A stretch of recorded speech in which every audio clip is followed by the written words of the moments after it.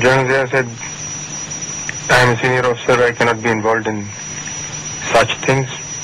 If you junior officers want to do it, go ahead. Bangabandhu হত্যাকাণ্ডের ব্যাপারে জিয়াউর রহমান যে আগে থেকেই অবহিত ছিলেন সেই প্রমাণ মেলে বঙ্গবন্ধুর আত্মস্বীকৃত খুনি কর্নেল ফারুক রহমান ও কর্নেল আব্দুর রশিদের দেওয়া এই সাক্ষাৎকার থেকে। অ্যান্থনি মাসকারনহাসকে দেওয়া ঐতিহাসিক এই সাক্ষাৎকারটি ছাড়াও বঙ্গবন্ধু হত্যাকাণ্ডের সাথে জিয়াউর রহমানের সম্পৃক্ততার বিশ্লেষণ তুলে ধরেছেন ভারতের সাবেক কূটনীতিক শশাঙ্ক ব্যানার্জি। তার লেখা বই India Mujibur Rahman Bangladesh liberation and Pakistan গ্রন্থের 16তম অধ্যায়ে জেনারেল জিয়াউর রহমান প্রসঙ্গে লিখেছেন, 1973 সালে লন্ডনে যুদ্ধ খেলায় যুক্ত হয়েছিলেন জেনারেল জিয়াউর রহমান। জিয়াউর রহমান যখন 6 সপ্তাহের জন্য আমেরিকা গেলেন, ওই সময়টার মধ্যে he spent quite a lot of time military attaché of the Pakistan embassy in Washington.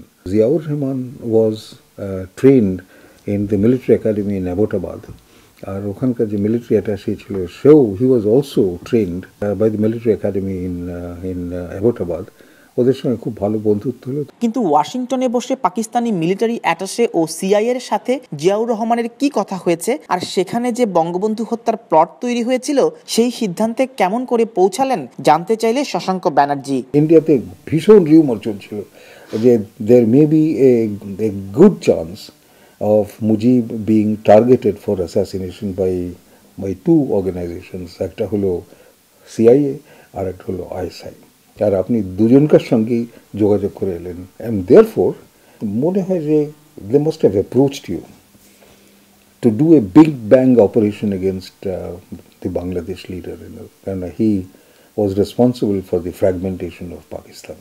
Pakistan চাইছিল যে এমনভাবে জিনিসটা করবে যখন সেই মুজিবকে মেরে ফেললো, and there should be immediately a takeover bid by the military, and Ziaur Rahman would be the right candidate. Shashanka ব্যানার্জির রিপোর্টের ভিত্তিতে ভারতের তৎকালীন প্রধানমন্ত্রী ইন্দিরা গান্ধী শেখ মুজিবুর রহমানকে সতর্ক করে বার্তা পাঠানোর পরও গুরুত্ব দেননি বঙ্গবন্ধু। আর উনি ওটাকে দেখে বলেন, এই জিয়াউর রহমান আর এই ছেলেটা ফারুক রহমান, আরে এরা তো আমার ছেলেদের মতন, এরা কি বাবাকে কেউ খুন করতে আসবে? যাদেরকে সন্তানের মতো স্নেহ করতেন তাদের বুলেটের আঘাতেই 15ই আগস্ট সপরিবারে নিহত হয়েছিলেন জাতির জনক বঙ্গবন্ধু শেখ মুজিবুর রহমান। তানভীর আহমেদ, 71, লন্ডন।